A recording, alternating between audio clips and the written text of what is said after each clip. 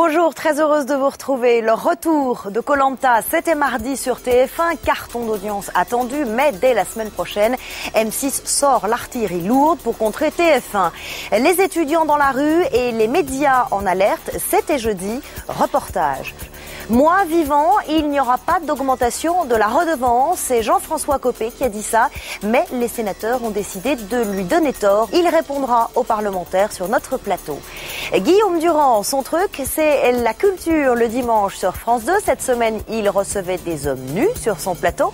Vous avez dit virage éditorial. On dit aussi qu'il postule pour le 19h de France 5. On verra ça. Et puis, l'émission de coaching Zulu Love Camp, ça se passe au Danemark, en pleine campagne. Des cours pour atteindre l'orgasme à tous les coups. Mais tout de suite, la bagarre des audiences en radio. Julien Courbet sous tension. C'est signé Raphaël Baillot, Vincent Dupuis et Christian Desplaces.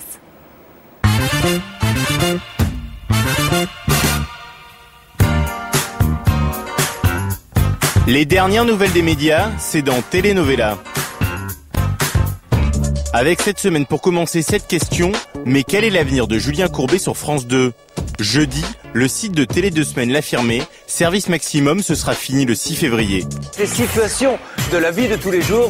Seulement à France 2, on dément avoir pris la moindre décision ferme. Si Service Maximum disparaît le 6 février, officiellement, ce n'est que pour les vacances. Pour en être sûr, on est allé poser la question au directeur de la communication de France 2, hier, au cocktail organisé par la lettre professionnelle Satellifax. Pour l'instant, ce qui est annoncé, qui va être annoncé, c'est l'arrivée de Nagui sur la case de l'Access, qui était prévu, puisque généralement c'est ce qui se passe pendant les fêtes ou les vacances scolaires. Oui, mais après les vacances, on va voir. Et si France 2 veut attendre, c'est que lundi, Service Maximum ne sera plus précédé à 18h par un Dakar 2009 dont les audiences sont au point mort. Bonjour à tous, sur la route des Andes, nous sommes à la Rioja. C'est la série The Closer qui remplacera le Dakar, mais reboostera-t-elle Julien Courbet ? En tout cas, Service Maximum n'a pas 36 000 portes de sortie sur France Télévisions, selon le journaliste média du Point, Emmanuel Beretta. Il y aurait bien la 3, mais c'est pas du tout le même tarif. Aujourd'hui, il bénéficie d'un budget de 85 000 euros. S'il repart sur la 3 à l'heure du déjeuner, on va tomber dans des niveaux qui ne sont pas les siens. Jeudi, c'était les résultats d'audience des radios pour novembre-décembre 2008. Plus clair a fait le tour des grandes radios. Et dans le quatuor de tête, RTL, Énergie, France Inter et Europe 1, tout le monde est content. Toujours premier mais en légère baisse, RTL et Guirette à l'image du présentateur du matin, Vincent Parisot. Pour RTL, c'est le 4e meilleur sondage depuis 6 ans. Numéro 2, le cas Énergie. Comme toutes les musicales, son audience chute dangereusement, mais la radio est quand même hyper contente avec son 6-9 le plus écouté de France. J'ai envie de le prendre dans un ton très solennel. On est très heureux de ce qui se passe, on a beaucoup travaillé pour cette émission et je pense qu'on récolte les fruits qu'on a semés. Ça, c'est pas solennel, c'est mièvre. C'est mièvre ? Mais les vrais gagnants de ces résultats radio, c'est d'abord France Inter, numéro 3, et Europe 1 en 4e position. France Inter talonne de plus en plus Énergie, avec une mention spéciale au billet de Stéphane Guillon, le pic d'audience de la matinale de Nicolas Demorand. C'est très important de pouvoir, dans le cadre d'une émission qui est une émission d'information, qui est une émission sérieuse, qui est une émission rigoureuse, de pouvoir faire entendre à cette heure-là la diagonale du fou. Mais l'autre truc de fou, c'est Europe 1 qui enregistre ses meilleurs résultats depuis 6 ans, avec 10% d'audience cumulée. On avait enclenché une dynamique en novembre dernier. On l'a amplifié à l'occasion de cette vague. Et Marc-Olivier Fogiel, le présentateur de la matinale d'Europe 1, il est super content. On espérait être à ce chiffre fatidique de 10 plutôt dans 2 ans que en 4 mois. Donc on est vraiment très heureux. Prochain résultat, à la mi-mars. Mardi, France 2 s'est fait taper sur l'antenne. Le CSA a mis en demeure la chaîne publique pour des images de Gaza diffusées la semaine dernière dans le 13h d'Élise Lucet. Pour montrer la violence des combats, les télévisions arabes et Internet diffusent ces images filmées par un téléphone. Il s'agirait d'une frappe de missile le 1er janvier. Et non, pas du 1er janvier, mais de septembre 2005. Résultat, le lendemain, mardi dernier. La rédaction de France 2 vous présente donc ses excuses pour cette confusion regrettable. Des excuses insuffisantes pour éviter la mise en demeure du CSA. J'alerte sur le fait qu'en l'état actuel des choses, signifier qu'une information ou une image vient d'Internet ne suffit pas à la rendre authentique et à en faire en sorte que la source soit claire. Et on le voit bien dans le cas qui nous concerne. L'avertissement du CSA est sans appel. la chaîne a manqué à son obligation d'honnêteté de l'information du téléspectateur. Une idée un peu différente et beaucoup de buzz. Cette semaine, un opérateur téléphonique a frappé un grand coup de com' en mettant en scène le comédien trisomique Pascal Duquesne. Mais c'est un peu différent. Mais en fait, je suis comme vous. J'adore téléphoner. L'édition spéciale sur Canal+. Une partie de l'argent versé au comédien a été versé à son association. 10h le mag sur TF1. On sait pas trop quoi en penser. Moi je trouve ça formidable. Le journal de Michel Field sur LCI. C'est une pub qui déchaîne les passions. Les médias en ont beaucoup parlé, résultat buzz réussi pour l'agence Buzzman, créatrice du spot. Pascal Duquesne, parlant de cette marque, c'est une personne qui ne peut pas mentir. Un joli coup marketing tout de même très risqué. L'agence a testé les réactions des associations de défense des personnes handicapées avant de lancer la pub. S'il y avait une majorité d'associations qui nous auraient dit vous savez, votre truc c'est un peu moyen, c'est un peu limite ou ça nous choque, ça a été fait aussi avec, entre guillemets, leur bénédiction. Reste à savoir si après le buzz, cette pub convaincra le consommateur. Et pour finir, la raclette partie la plus courue de la semaine. Mardi, au Théâtre Bobino, une belle soirée fromagère officialisait la candidature de Grenoble au JO de 2018. Et il y avait plein de stars du PAF, comme Denis Brognard et Laurent Luyat, présentateurs de la soirée. Il faut vraiment que l'on prouve qu'on a le niveau pour y aller. Du coup, on a demandé à tout ce beau monde pourquoi ce soutien à Grenoble. Parce que je suis né à Grenoble même, pas la tronche au Échirol, comme la plupart des Grenoblois, non, à Grenoble. C'est ma terre. En voilà une bonne raison. Et Jean-Pierre Foucault alors? Ma femme est grenobloise, donc affaire de cœur. Ah, ça vous épate, hein? Ah, ça c'est sûr, mais moins que la réponse de la Miss Météo de France 2, Nathalie Riouet. J'adore ce coin-là, j'adore l'Isère. Ma meilleure amie vit à Grenoble, et voilà. Mais on a trouvé encore mieux avec Laurence Boccolini. On m'a dit viens, il y a de la raclette. Moi je mange des petites patates. Et des moniteurs de ski. Alors la raclette c'est fait, bon, et les moniteurs de ski, ils sont là. Mais l'autre raison de la présence de toutes ces stars du PAF, c'est que la soirée est organisée par le producteur de télé Gérard Louvain. Et on peut rien lui refuser à Gérard. Allez, Télénovela, c'est fini pour cette semaine, mais gardez les yeux ouverts. Les lycéens dans la rue, c'était jeudi. Ont-ils réussi, comme en décembre, à mobiliser les médias? Comment a répondu le gouvernement? Récit d'une bataille de com', reportage au cœur de la manifestation avec Laetitia Krupa. Les lycéens, de leur côté, lancent un nouvel appel à manifester jeudi. Les syndicats lycéens appellent à manifester jeudi. Dès jeudi, les lycéens seront de nouveau dans la rue. Pour les lycéens, cette semaine, l'enjeu, c'était de remobiliser les médias après les grosses manifs de décembre. Jeudi matin, rendez-vous avec la journaliste de France Info, Célia Quilleret, la Madame Éducation de la station. Comme ses confrères, elle a reçu les communiqués de presse des deux syndicats lycéens. On voit bien, la liste de diffusion est énorme. En fait, ils ont des contacts partout. Donc, ils arrivent, ils sont très bien organisés, ils savent très bien où trouver les journalistes, dans les grands médias. Mais pour les journalistes, jeudi, il y a comme un petit problème d'agenda. Le ministère de l'Éducation a déplacé sa conférence de presse à la même heure que la manifestation. Ils nous ont envoyé le communiqué au dernier moment. Quand ils savaient que la manifestation lycéenne commençait à 14h à Paris, à Denfert-Rochereau, donc c'est peut-être pas un hasard. Stratégie de com' du gouvernement ou pur hasard? Pour en avoir le cœur net, nous nous rendons à cette conférence de presse. Sur place, les journalistes ont déjà leur petite idée. Alors il se peut qu'il y ait une volonté peut-être de mettre un écran de fumée ici pour pas aller voir plus loin. Je trouve que c'est habile. C'est malin. Et côté ministère, qu'est-ce qu'on répond? Ce matin, il y avait 2 autres conférences de presse, dont une de Madame Pécresse. C'est pour ça. D'accord. C'est pour ça qu'on a changé d'horaire. Pas du tout pour la manif, pas du tout ça. D'accord. Bon, comme ça, c'est clair. De toute façon, jeudi, pour les lycéens, c'est une opération réussie. Tous les médias sont présents pour couvrir la manifestation. Les leaders syndicaux, comme je vous disais, ils sont contents de nous avoir parce qu'ils savent ce que ça vaut d'avoir un 20h. Ils nous inondent même de mails en ce moment. Curieusement, on a l'impression que ça se fait tout seul, mais non, ils nous contactent, ils veulent savoir si on sera là, ils ont besoin des médias, ouais. On est donc loin de la méfiance des mouvements étudiants de l'année dernière. En fait, ils n'ont pas la conscience des médias manipulés par le pouvoir, comme les étudiants l'avaient l'an dernier ou le craignent. Les lycéens, ils voient un journaliste, ils disent « Ah bah très bien, je veux parler. » Un mouvement, s'il n'est pas médiatisé, premièrement, on n'en entend pas parler, donc les lycéens ne sont pas informés de ce qui se passe. Sauf que jeudi, les lycéens n'ont pas réussi à remobiliser leurs troupes. Du coup, les médias étaient là, mais pour faire le même constat. J'ai appelé la rédaction pour leur dire Oui, ils étaient entre 1500 et 2000. Donc ça variera entre un sujet, où éventuellement on reprendra aussi les mobilisations de province, ou bien ce qu'on appelle un off, juste pour dire qu'il y avait une manifestation. Je vais simplement faire un reportage pour dire ils sont déçus de voir que ça marche pas, mais ils espèrent que le mouvement n'en est qu'à son début et que ça va continuer.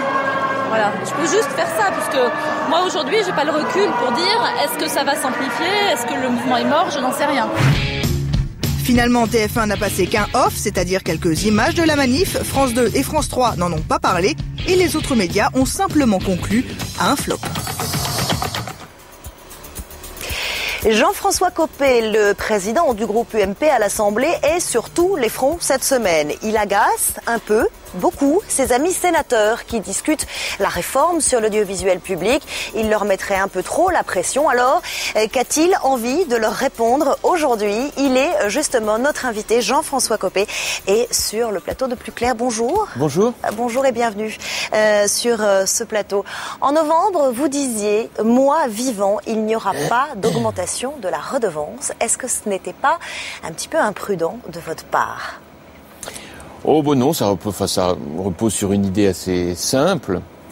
C'est que je pense que l'on est capable aujourd'hui, et on a fait la démonstration à travers la commission que j'ai présidée avec de nombreux professionnels et des députés et sénateurs, de trouver une compensation à l'euro près pour la suppression de la publicité sur la télévision publique sans augmenter la redevance. Alors vous allez me dire, mais pourquoi? On aurait pu l'augmenter. Ben oui, mais le problème c'est que la redevance c'est l'impôt le plus impopulaire qui soit, et à juste titre, parce que c'est l'impôt le plus inégal qui soit. Vous savez que quel que soit ce que vous gagnez, vous payez la redevance. Sauf si vous êtes au RMI, où là vous ne le payez pas. C'est-à-dire que dans un cas, vous payez la redevance parce que vous êtes au SMIC, vous ne payez pas quand vous êtes au RMI. Donc ces multiplications d'injustices font qu'il me paraissait totalement irresponsable de préconiser une augmentation de la redevance. Le problème, c'est que tout le monde n'est pas d'accord avec vous. Les sénateurs ont voté cette semaine une augmentation de la redevance télé de 4 € dès l'année prochaine. Alors qu'est-ce que vous allez faire? Vous allez encore les rappeler à l'ordre, les sénateurs? Attendez, d'abord, je ne me permettrai jamais de faire ce genre de choses. C'est pas du tout mon état d'esprit.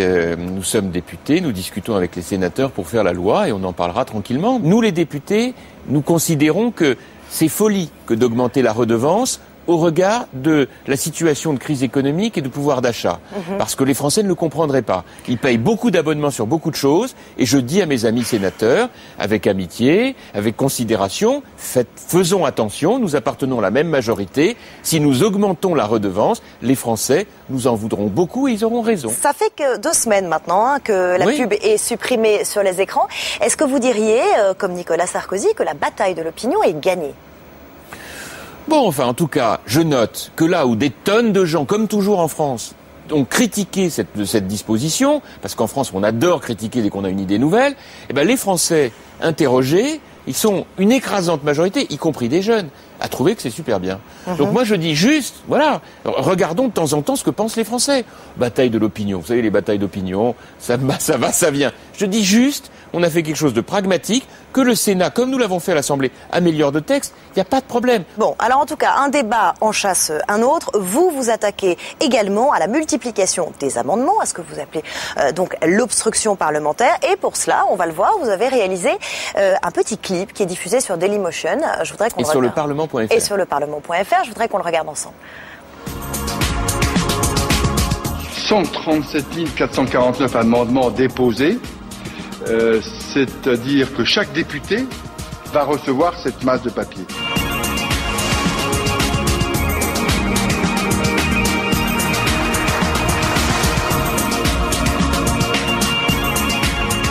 J'ai été amené à commettre un impair et je souhaiterais m'en excuser puisque j'ai dit que Casimir était un petit canard. Si vous avez mangé des araignées de mer ou des crabes ou des homards, si vous les faites cuire trop longtemps, ils se vident. Voilà, c'est un extrait de ce clip qui égratigne autant la droite que la gauche. Le PS a répliqué avec son propre clip de 7 minutes. Alors quoi, en politique, on va se battre à coups de clip maintenant? Oh, écoutez, d'abord, première remarque, ce clip, que j'invite d'ailleurs les téléspectateurs à regarder parce qu'il est assez marrant, a fait en 24 heures 40 000 connexions. Bon coup de com' alors. Donc, ça...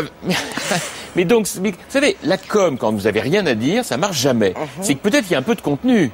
Qu'est-ce qu'on dit dans ce clip? On dit juste qu'on veut un autre Parlement.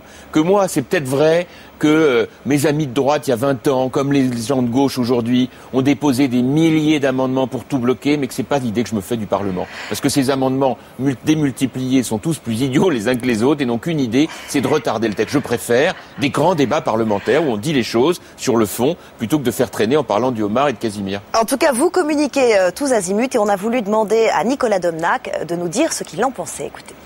C'est un enfant de la télé, comme Nicolas Sarkozy, plus jeune que Nicolas Sarkozy, mais qui pense en termes de médias, qui vit en termes de médias, qui vit en termes de télé. Il est tombé dedans étant tout petit. Alors, cela étant, c'est sans doute le plus brillant, le plus prometteur de sa génération, avec Xavier Bertrand. Mais comme Xavier Bertrand, il devrait avoir en tête qu'il y a toute une génération à droite qui s'est fait brûler par les médias. Ça s'appelait les rénovateurs. On en a parlé énormément. Les médias en ont parlé énormément. Et au bout de quelques temps, ils ont été brûlés comme des papillons. Donc nous avons un Sarkozy numéro 2, qui est Jean-François Copé, qui occupe le terrain médiatique quand Nicolas Sarkozy n'y est pas. Vrai ? Oui, enfin c'est en tout cas un point de vue. Ce qui est sûr, c'est qu'imaginer qu'on puisse s'exprimer en politique sans aller dans les médias, c'est une vision quand même un peu théorique. Les gens, ils veulent voir ce que vous êtes. Je ne pense pas tout à fait la même chose que Nicolas Domnac. Moi, je pense qu'en réalité, ce qui compte et ce que les gens veulent voir en vous quand vous allez à la télévision, au-delà de ce que vous pensez, c'est votre authenticité. Sans vous brûler les ailes, comme disait le risque, c'est celui-là, disait Nicolas Domnac. Ce dont il parle pour se brûler les ailes, c'est d'être trop présent à la télé. Voilà. Moi, je dis simplement, ce qu'il faut, c'est que quand on y est, c'est pour être authentique. C'est pas pour faire de langue de bois. Et moi, je pense que ce qui est important quand on va à la télévision, c'est de dire ce qu'on pense. Merci beaucoup d'être venu sur le plateau de Plus Clair. Et je vous propose de regarder maintenant le zapping de la semaine. Koh-Lanta, le retour, c'était mardi, c'est l'arme lourde de TF1 pour gagner la bataille des audiences, mais M6 a décidé de ne pas se laisser faire.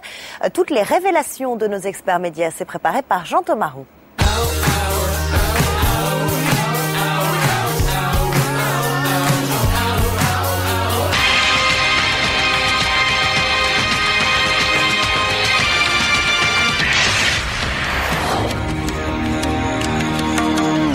Koh-Lanta, c'est un mix entre Rambo, MacGyver et Sartre. Rambo parce qu'on plonge les candidats dans une situation extrême, très intense. MacGyver parce qu'il faut qu'il trouve des solutions à des problèmes. Et Sartre parce qu'il faut se méfier de tout le monde. L'enfer, c'est les autres. 14 anciens candidats de Koh-Lanta retrouvent le terrain de leurs exploits passés. Donc toute l'émission est placée sous le double signe à la fois du défi pour ceux qui ont gagné déjà Koh-Lanta et de la revanche pour ceux qui ont perdu et qui ont la niaque dès le début de l'émission. C'est la revanche de beaucoup de personnes. Donc ça sera un énorme jeu d'échecs avec des stratégies au possible. Koh-Lanta, c'est une très grosse machinerie. C'est 5 à 6 millions d'euros de budget totalement. C'est 30 jours de tournage. C'est 140 personnes sur place en plus des candidats. Alors je crois que j'ai pas vraiment besoin de vous faire un dessin. Tout ça va partir à 100 à l'heure. Tout ce qu'on peut dire à l'heure actuelle, c'est qu'aucun des 14 candidats n'a abandonné en cours de route. Aujourd'hui, on a forcément des gens qui jouent avec leur image, qui viennent ici pour se façonner une image. Et Koh-Lanta, on le voit, aujourd'hui, les candidats sont aussi des comédiens. Je me suis trompé. Je t'ai pris pour Clémence. C'est pas vrai. C'est pas grave. On n'arrive pas du tout à croire à leurs histoires, à leurs shows. Quand Jean Bernard est éliminé dès la première épreuve, on a l'impression que le monde est défait, que le monde s'écroule parce qu'il est éliminé. Je t'ai pris pour Clémence. Quand Mendir gagne le premier jeu, il hurle papa comme si c'était une sorte de révélation absolue. Mais le plus, je trouve, frappant, c'est l'imaginaire de la série Lost. Et là, vraiment, dans le casting de l'émission, on retrouve presque les mêmes motifs, les mêmes figures, les mêmes personnages. On voit à travers Jean-Luc rasé, le vieux sage, un peu conseil technique, on retrouve Locke. Tous les 5-10 mètres, vous me cochez un arbre, le petit poussé, et on rentrera.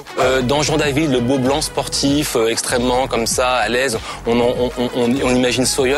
Et au-delà même des personnages, et même dans le récit, dans les motifs scénaristiques, on retrouve ça. Je sais que vous êtes motivé car l'enjeu est énorme. Koh-Lanta sur la une, ça cartonne. C'est le grand programme de la chaîne.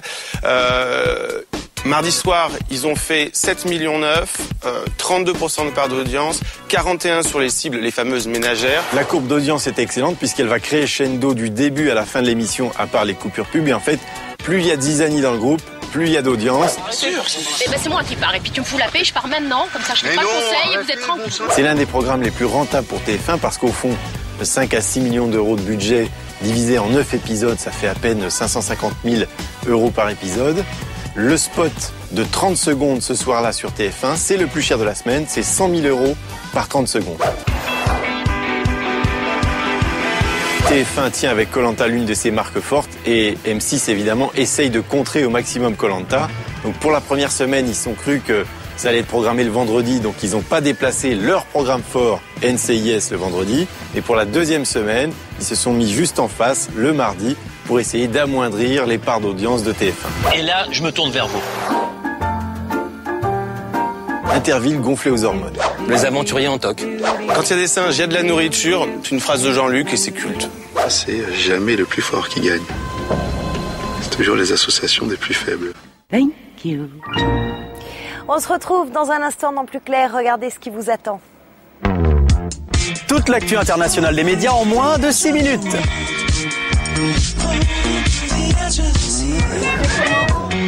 En vieillissant, je vais finir par considérer qu'il est plus facile de vivre avec des caniches qu'avec des confrères. Ouais. Retour sur le plateau de Plus Clair. PPDA en illusionniste qui fait disparaître Estelle Denis et Raymond Domenech qui espère bien la retrouver. Raphaël Bayot, notre envoyé très spécial, était dans les coulisses du Gala de la Presse.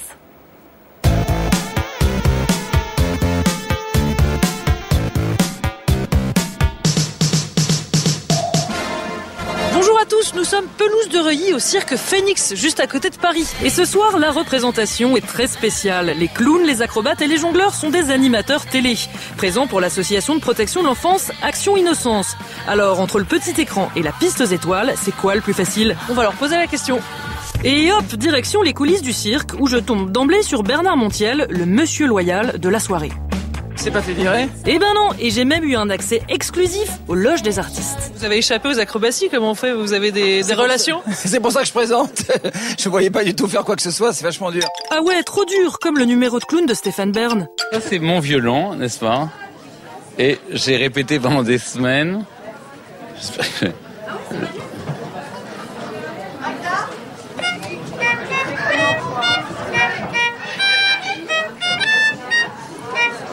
Bon, il y a quelques fausses notes, d'accord, mais enfin bon.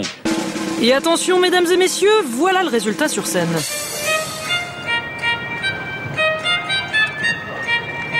Trop triste, la petite musique du clown Bern est interrompue par le rock'n'roll d'une journaliste du Parisien, Corinne Neve. Oui, c'est ridicule, faut l'avouer. Mais non, Stéphane, et puis vous n'êtes pas le seul à aller très loin pour la bonne cause. Par exemple, j'ai découvert un petit nouveau sur le marché des dresseurs de chiens. Ici vous avez Blackie. Ici, vous avez Caramel, et là, vous avez Achille. Tiens, c'est marrant, mais il a l'air plus détendu ici que dans le joyeux cirque des médias, Christophe Ondelat. Comme tous les gens, en vieillissant, je vais finir par considérer qu'il est plus facile de vivre avec des caniches qu'avec des confrères. Ouais. Oh non, là, ça fait carrément misanthrope. Ouais, ça me déplairait pas comme fin, la misanthropie, moi. Misanthrope ou pas, sur scène, le résultat est là.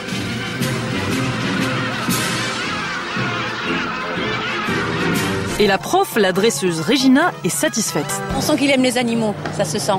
Donc il l'invite à adopter. Oui, je vais partir avec le cirque Diana Moreno parce que on va l'engager. C'est le cirque. Voilà, le numéro et Régina et Rodolphe viennent du cirque Diana Moreno, donc je pars en tournée là. Je suis sûr que vous en êtes capable. Une caravane. Mais le pire, c'est que j'en suis capable. Merci. Le pire, c'est que j'en suis capable et merci de le reconnaître. Et pendant ce temps, le show continue. La journaliste Christine Kelly de LCI fait des bulles. La comédienne Corinne Touzé arrive dans une bulle. Mais le clou du spectacle, c'est PPDA en illusionniste. Je me dirige vers sa loge la plus fréquentée du cirque Phoenix. Est-ce que je peux vous enlever un instant avec votre baguette magique? Enlevez-moi. Allez. Alors ceci est une baguette magique. Vous allez pas me faire disparaître? C'est pas impossible. J'en ai fait disparaître d'autres. Hein. Le monde des médias est-il plus facile à gérer que le monde du cirque? Ça ressemble beaucoup. Ça ressemble. Il y a des gens qui apparaissent, des gens qui disparaissent. Il y a des gens... Et ce soir, c'est donc au tour d'Estelle Denis. Voilà, je suis la femme dans la boîte. Vous savez, ce numéro où une femme rentre dans la boîte, il y a la herse là qui tombe et normalement elle devrait être découpée en 25 000 morceaux et en fait non. Enfin... Suspense. Estelle finira-t-elle coupée en morceaux? On va lui dire au revoir. J'espère pas définitivement. Et pendant cette scène d'horreur, je trouve un homme inquiet en coulisses. Je me suis assuré qu'il était capable de la faire réapparaître. Comme je sais que cet homme est capable de tout, c'est bien. Il veut pas la couper en morceaux? Vous avez pris vos précautions? Normalement, il doit la découper en morceaux, mais j'ai l'habitude de recoller les morceaux. Donc, mais non, Raymond, cette fois, ce sera pas la peine, regardez. Ah, c'est elle. Ah ben voilà.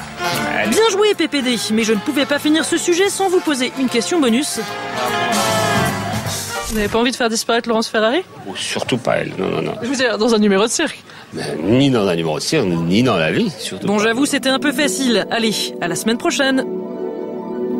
Et Christophe Fondelat nous a confié qu'il voulait poursuivre sur sa lancée et devenir dresseur de fauves. Le soir 3, record d'audience cette semaine pour le journal de Carole Gessler, présenté sur le plateau de Ce soir ou jamais. Alors comment ça fonctionne? Comment cohabitent Carole Gessler et Frédéric Tadei? Reportage en coulisses, Christelle Ploquin. Jeudi soir, dans les couloirs de France 3, près de 60 personnes sont arrivées pour assister en tant que public à la soirée 2 en 1 de la chaîne, le pack Soir 3 et Ce soir ou jamais. Et tout ça, ça se passe sur le même plateau, ici. 2 heures avant le direct, le réalisateur du Soir 3 est déjà là. Il vérifie avec les techniciens les axes des caméras, les changements de décor à prévoir, tous les moindres détails. C'est un journal assez rock'n'roll. Je pense que c'est un des seuls journaux télévisés en public. Et le public, le voilà, soigneusement placé. Bienvenue sur le plateau de Ce soir ou jamais. Bienvenue, avec le sourire jeune gens. Voilà. J'ai besoin de personnes qui ont des hauts flashs, s'il vous plaît. Tiens, en rouge, vous allez vous mettre par ici. Le rouge s'accroche pas mal d'œil. Et vous aussi. Voilà. La présentatrice du Soir 3, Carole Gessler, débarque avec ses invités. Aujourd'hui, c'est la secrétaire d'État Nathalie Kosciusko-Morizet et l'homme d'affaires Jean-Marie Messier. Moi, j'ai pas entendu un joli plateau. Ouais, c'est sympa, hein. Ça fait pas très JT, vous verrez, c'est un peu... Et elle est plutôt contente, Carole Gessler, parce qu'à 18h, Jean-Marie Messier avait décidé de ne plus venir. Mais elle a réussi à le faire changer d'avis. Un peu stressée aussi parce que tout le sommaire du journal vient d'être bousculé. Il y a le crash d'un Airbus d'une compagnie américaine au large de New York, mais bon, a priori, il n'y aurait pas de mort. Enfin bon, pour l'instant, on reste prudent, donc on va essayer de montrer les premières images. À 22h22, c'est la fin du film sur France 3. Pour garder les téléspectateurs scotchés à leur écran après la page météo, Frédéric Tadei et Carole Gessler font leur pub en direct. On va se demander ce qui a vraiment changé en matière d'immigration en France. Ce sera à partir de 23h, juste après le Soir 3, présenté par Carole Gessler. Bonsoir Frédéric, bonsoir à tous. Et nous vous montrerons les premières images d'un Airbus d'une compagnie américaine qui vient de se crasher au large de New York. Merci. Là, 7 minutes de météo et de bandes annonces à l'antenne, et donc 7 minutes ici pour transformer le plateau orangé de Ce soir ou jamais en décor bleu pour le Soir 3. Attention, 10 secondes. Et à 22h30, c'est le début du journal.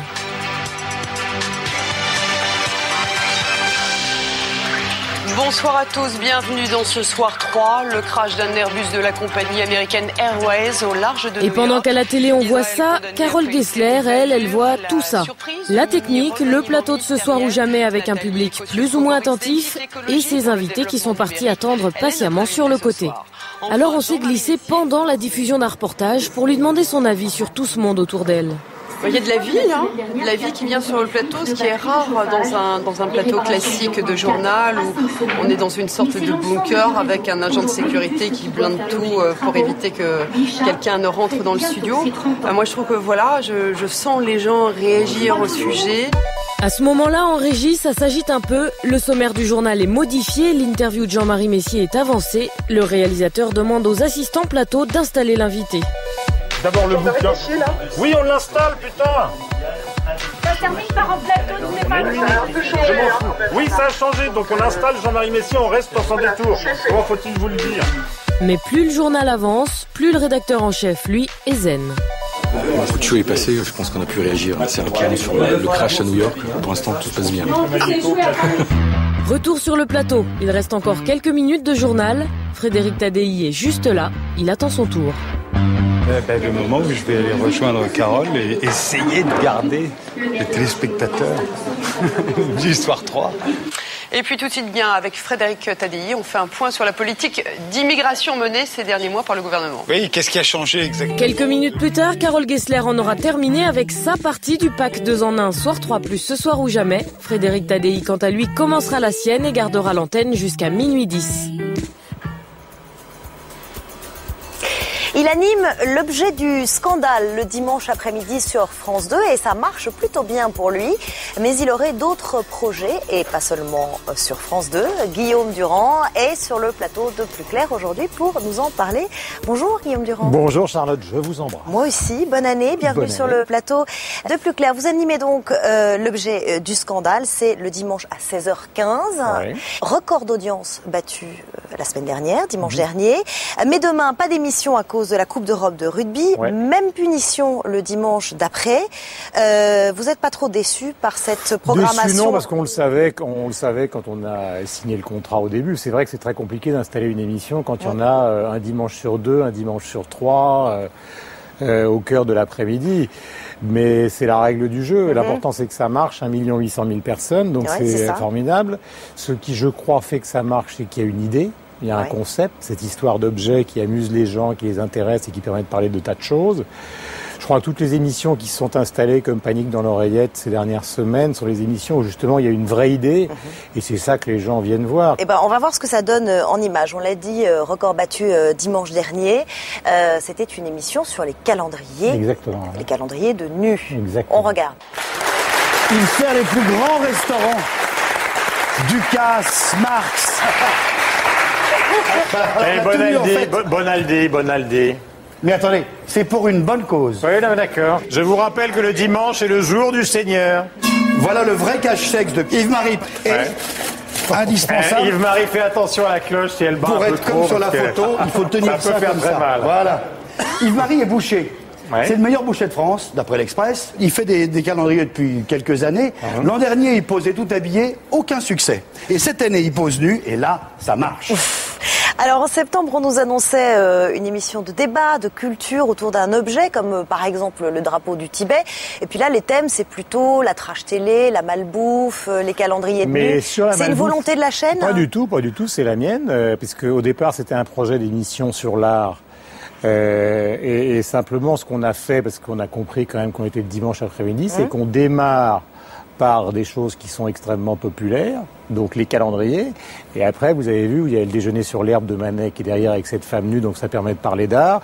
On commence avec le hamburger, mais ça nous permet de parler de Francis Bacon. En fait, ce chemin-là est le seul possible le dimanche après-midi. C'est-à-dire que si on commençait par parler... Qui est un public familial. Qui est un public familial. Si je commençais par parler de Duchamp pour finir par parler de robinetterie, ça ne marcherait absolument pas. Il faut faire le chemin inverse, aller chercher les gens, et je pense que c'est pour ça que ça marche. Mais vous, franchement, vous avez plutôt l'image du monsieur culture de la chaîne, vous adorez la politique. Est-ce que, sincèrement, vous vous ennuyez pas? S'ennuyer, sûrement pas, parce que je pense que ça se voit à la télévision. Tous les gens qui font des émissions un peu contraints et forcés, non, je m'ennuie pas du tout, je m'amuse beaucoup. Maintenant, il n'y a pas de frustration? Il n'y a aucune frustration, sauf que je voudrais faire autre chose. Ah. La frustration n'est pas dans l'objet du scandale. La frustration est dans le fait que j'ai pas l'impression de travailler suffisamment. C'est vrai que j'ai arbitré le débat des présidentielles, que j'ai fait beaucoup de choses. Vous vous sentez sous-employé sur France 2? Sous-employé, c'est un grand mot, mais je pourrais travailler plus. Parce que de toute façon, personne dans ce métier ne peut avoir l'air de se faire passer pour une victime. Alors, est-ce que c'est pour ça que vous avez justement déposé un projet pour la tranche 19-20 sur France 5? Oui, la réponse est oui. Ouais. Alors, ce concept? Ça s'appelle la bataille d'Hernani. Et en fait, l'idée, parce que je le disais tout à l'heure, c'est justement d'avoir des vraies idées pour que les émissions marchent. C'est sur tous les sujets. D'abord, il faut répondre à un critère particulier sur la 5, et donc dans le service public à cette heure-là, c'est qu'il ne faut pas vandaliser Calvi, qui est avant, qui s'occupe de la politique et qui réussit très bien, et en même temps être en concurrence avec le journal de la 3, qui fait l'actualité. Donc il faut autre chose. Il faut un magazine sociétal, etc., etc. Et en fait, étant donné ce qui se passe un petit peu dans le pays, les jeunes, et puis la bataille des anciens et des modernes qu'on retrouve un peu sur tous les sujets, c'est une des grandes lignes de fracture de la vie politique. Je me suis dit, faisons la bataille d'Hernani. Vous avez eu l'idée de mettre des chroniqueurs jeunes et des chroniqueurs plus seniors autour d'un... un face-à-face quotidien, si jamais ça marche, entre les moins de 30 ans et les plus de 50 ans. Alors, les plus de 50 ans, Jacques Séguéla, Philippe Tesson, Pierre Bellemare, Guy Carlier. C'est des gens qui sont évidemment au départ très proches du public qui les connaît, parce qu'à la télévision ça fonctionne aussi comme ça. Vous confirmez cette liste de noms? Ce sera cette liste ou d'autres. Parce vous avez pensé à ces gens-là? Oui, les gens ne sont pas omniscients. sur tous les sujets, donc on changera. Mais de l'autre côté, parce qu'on... Alors les jeunes, c'est ça qui? Les jeunes, il y en a une liste de 20 que peu de gens connaissent. Vous pouvez en citer quelques-uns? Oui, enfin, j'ai envie de garder un peu la surprise parce que c'est un appel d'offres. Il y a plein de projets. Je suis pas du tout là pour dire, je suis ravi de le présenter, mais je veux pas donner l'impression de vendre la peau de l'ours avant d'avoir remporté cette affaire. Si jamais on doit la remporter, parce que c'est pas du tout le cas. Alors le problème justement, c'est que France 5, pour l'instant, ne semble pas très intéressé par ce projet, pas plus par les autres d'ailleurs, parce qu'il y en a beaucoup pour cette tranche. Vous n'êtes pas trop déçu? Non, je suis pas déçu du tout. Le principe de base, c'est que il nous avait dit, comme à tout le monde, je suppose, on veut des projets originaux. Je crois que celui-là était vraiment un projet, je parle de la mécanique, je parle pas forcément des gens, mais un projet vraiment original. Après, est-ce que c'est le projet ou est-ce que c'est l'animateur qui veulent? Par exemple, Patrick Poivre, qui fait son émission, est de rentrer sur France 5. C'est une interview qui est sur les rangs, qui est une interview très classique. Réussi, etc., mais qui ne présente pas un caractère de nouveauté. D'ailleurs, lui-même le dit. Alors là, aujourd'hui, vous en êtes où avec France 5? Mais pour l'instant, on n'en sait rien. Ils ont reporté au mois de septembre la mise à l'antenne, donc la décision interviendra avant. Je pense qu'il y a de nombreux projets. Vous allez le retravailler, le vôtre, votre projet? On va d'abord les voir pour savoir ce qui cloche, et puis si jamais c'est moi qui cloche dans l'affaire, parce que vous savez, dans la télévision, il y a beaucoup de non-dits. Quelquefois, on peut trouver un projet extrêmement bien. Vous pensez que c'est ça? Et qu'ils ont peut-être pas envie de travailler avec moi. Dans ces cas-là, on le produira et on le fera présenter par quelqu'un d'autre. Merci beaucoup, Guillaume. Merci à vous, Charlotte. D'être venu nous parler de votre émission et de vos projets, de vos envies sur le plateau de Plus Clair. Cours d'orgasme en pleine nature. Nouvelle émission de coaching au Danemark. Ça s'appelle Zulu Love Camp. Et vous allez voir, c'est assez, spécial. Bouillant. Christophe Beaugrand avec Adrien Roard.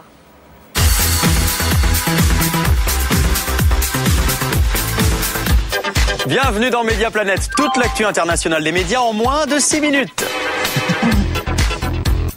Oh oui, on va bien rigoler aujourd'hui. C'est parti. C'est un carton tous les lundis soirs aux États-Unis, 10,5 millions de téléspectateurs pour le lancement de l'émission Superstars of Dance sur NBC, les superstars de la danse. En fait, c'est une sorte de concours Eurovision pour les danseurs. The biggest dance competition on the planet begins right now. Il y a vraiment une ambiance de dingue. Alors pêle-mêle, on a des candidats venus d'Argentine, d'Irlande, d'Afrique du Sud, de Russie, de Chine, d'Inde, et puis on a les jurés qui vont avec. En sachant que notre préféré reste le juré chinois qui ne s'est pas foulé puisqu'il a filé la même note à tout le monde. 8, 8, 8, 8, 8, 8, 8. L'objectif de la chaîne NBC, c'est d'étrangler la concurrence et de proposer la meilleure émission de danse. Il faut savoir qu'aux États-Unis, il y en a sur toutes les chaînes. America's Best Dance Crew sur MTV, Masters of Dance sur TLC, Dance on Sunset sur Nickelodeon ou encore Dancing with the Stars sur ABC. Alors pour l'instant, ça commence bien pour NBC. Superstars of Dance résiste bien face à des poids lourds comme Desperate Housewives ou Cold Case, programmés par la concurrence à la même heure. La finale, c'est pour fin janvier et nous, on est à fond pour la Chine. Une seule information est en une de toute la presse internationale, c'est la situation à Gaza. Que ce soit aux États-Unis, en Allemagne, en Amérique latine ou dans les pays arabes. Dans Time, pourquoi Israël ne peut pas l'emporter? Newsweek et The Economist comparent le conflit à la guerre de 100 ans, dont on se demande si on en verra un jour la fin. La destruction de Gaza, c'est le titre en une de The Week et du New Statesman. Et puis dans les quotidiens du monde entier, ce sont les photos qui frappent, notamment celles des enfants victimes sur la bande de Gaza, les blessés, les explosions, les funérailles. Des images, curieusement, qu'on voit peu en France. Du coup, on a interrogé Anthony Bélanger, le chef des infos à Courrier International. Bonjour Anthony. Bonjour Christophe. Alors Anthony, pourquoi la presse internationale ose-t-elle davantage? C'est la presse hebdomadaire et quotidienne qui, en France, a toujours été très réticente à mettre en une des photos choquantes, des morts, on n'en voit pratiquement pas d'ailleurs, aussi bien sur le conflit israélo-palestinien que sur d'autres problèmes d'ailleurs. Et donc, la presse internationale, qui n'a pas les mêmes pudeurs, utilise des photos, effectivement, souvent très choquantes, pour les mettre en une et pour frapper. Alors pour des fins de propagande, quand on est plutôt, par exemple, la presse arabe, on utilise ces photos de manière récurrente, de manière à montrer que Israël fait des victimes à Gaza et des victimes notamment des enfants. C'est surtout les enfants qui sont généralement utilisés dans ces moments-là. Toujours dans notre revue de presse, le visage du futur ex-président des États-Unis est partout. Le règne de George W. Bush s'achève mardi. Il a donné sa dernière conférence de presse il y a quelques jours. I wish you all the very best. I wish you and your families all the best. God bless you. Et la presse lui adresse un dernier adieu radieux, les larmes aux yeux à la une de The Independent, une moue boudeuse dans The Guardian, qu'on retrouve aussi dans le Financial Times, et cette photo d'un homme de dos dans The Herald Tribune, et puis surtout la une de Rolling Stone, avec 7 interviews surréalistes puisqu'elles n'existent pas. Il s'agit des excuses que le magazine aurait bien aimé entendre de la bouche du président des États-Unis, mais c'est bien sûr de la pure fiction. C'est l'heure du flash, toutes les infos qui viennent de nous parvenir dans Mediaplanète. Sarah Palin est de retour. Pour beaucoup d'observateurs, la célèbre colistière de John McCain est en partie responsable de la défaite des Républicains. Mais selon elle, tout est de la faute de la presse. Bien sûr. Is it political? Is it sexism? Reporters especially not just taking one extra step to get to the facts and report the facts, but instead continue to spread things that are not true. Joe le plombier a été l'un des héros de l'élection américaine. Cet homme qui avait pris à partie Barack Obama était devenu en quelques heures le porte-parole de l'Américain moyen. Eh bien, le voici devenu journaliste, envoyé spécial pour une web TV en Israël sous les bombardements. The Israel people are actually incredible. They're not broken. They for the most part don't care. They need to be protected. Joe n'a pas peur, il se dit persuadé que Dieu le protège, mais dans la région, on ne sait pas trop lequel.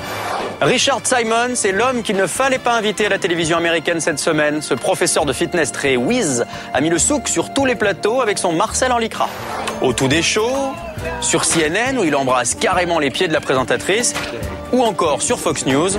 On s'en sort pas si mal chez nous avec Véronique et Davina. Scandale sur Facebook, le site communautaire a été pris en flagrant délit de censure en supprimant des photos de femmes allaitant leur bébé. Le porte-parole de Facebook affirme que ce sont des images obscènes et donc qu'elles n'ont rien à faire sur le site. Plusieurs associations féministes ont protesté et certaines ont même manifesté comme sur ces images au Canada devant le siège de Facebook. Comment apprendre à bien faire l'amour? C'est une vaste question à laquelle une émission danoise ambitionne de répondre.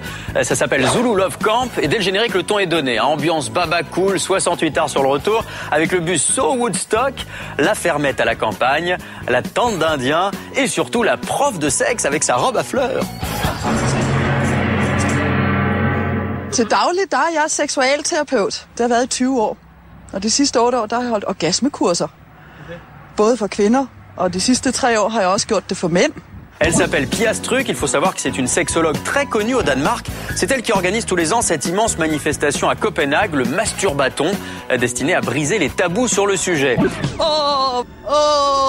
Et dans son émission Zulu Love Camp, Pia Struck apprend aux hommes à mener leur compagne à l'orgasme.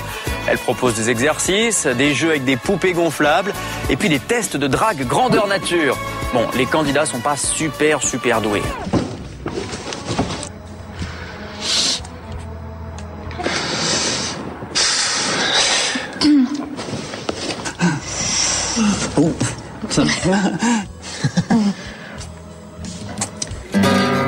Moi je vous dis, cette ambiance feu de camp, ça me détend, ça me donne des envies.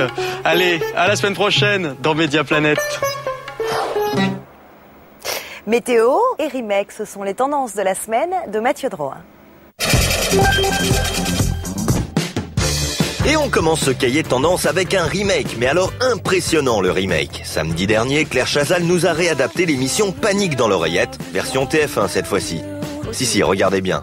3, 2, 1. Très rythmé, intitulé Blumdog. Impressionnant. Alors si on peut se permettre de donner un petit tuyau à notre Claire Chazal nationale, c'est de prendre exemple sur Jean-Luc Delarue. Oui, mais Jean-Luc Delarue, c'est quand même 20 ans de talk-show et 0 chute d'oreillette. C'est des choses qu'il faut savoir, ça. Ça pose question. Le scoop de la semaine, on le doit à M6, et c'était ni dans le mythique Zone Interdite, ni dans le magazine d'investigation Enquête Exclusive, mais tout simplement dans l'émission Le Chef contre-attaque. Et oui, dimanche après-midi, le programme de Cyril Lignac nous révélait cette info exclusive. D'accord, Roselyne Bachelot, ce n'est pas Paris Hilton. Mais ce n'est pas si mal. Roselyne Bachelot, ce n'est pas Paris Hilton. Waouh, ça c'est du scoop. Et on confirme. Après vérification, effectivement, Roselyne Bachelot, c'est pas Paris Hilton. Il y en a une qui est ministre et l'autre, on sait toujours pas. Bon, en même temps, des scoops de cette trempe, à plus clair, on en a quelques-uns sous le coude. Comme qu'Éric Nolot, c'est pas le nounours de Bonne Nuit les Petits. Oui, mais c'est pas évident. Ou que David Pujadas, c'est pas David Douillet, même s'ils ont le même prénom. Oui, mais nous aussi on bosse, à plus clair. On connaissait les présentatrices météo qui marchent sur l'eau, celles qui viennent faire la pluie et le beau temps sur les plateaux de JT. Mais alors, cette semaine sur TF1, ils ont fait très fort. On a pu voir Catherine Laborde faire son point météo dehors dans le froid, sans manteau ni écharpe, rien du tout. Et comble du comble, on l'avait installé debout en plein milieu de la route. Résultat, 54 voitures sont venues se cracher littéralement contre ses jambes. 54 véhicules à en moyenne 9 000 €. Ça nous fait quand même 486 000 € de tôle froissée. Et c'est l'assurance de TF1 qui va être contente. Allez. Merci Catherine. Plus clair, c'est fini. Vous pouvez retrouver l'intégralité de l'émission sur canalplus.fr. À samedi prochain, c'est à 12h40. C'est en clair. Très bon week-end. Bye bye.